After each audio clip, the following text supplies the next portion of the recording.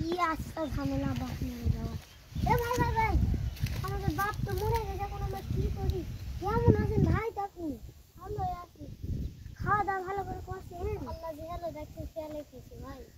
আচ্ছা, কিন্তু বাবা তো আমাদের মারাই গেল, এখন আমরা কি করি? ভাতটা সব কিছু তো করা লাগবে। হ্যাঁ ভাই, চলো আমরা তাহলে তালের গাছটা আগে ভাগ করি। চলো। আচ্ছা চলো চলো ভাই, চলো ভাই। তাহলে তুমি তালের পাতা নিবে না কাটা নিব? আমি তালের পাতাই নিব। আমি তো তাহলে কাটাই নি ভাই। তাহলে গাছের তুমি আগা নিবে না গুড়া নিবে? আমি গাছের গুড়া নিব ভাই। তাহলে আমি আগাই নি। চলো ভাই, আমার ভাই কি বিতরণ তো করা লাগবে। তুমি এখন কি কি নেবেন? শাকের আগা না গুড়া? ভাই আমি শাকের গুড়াই নিব।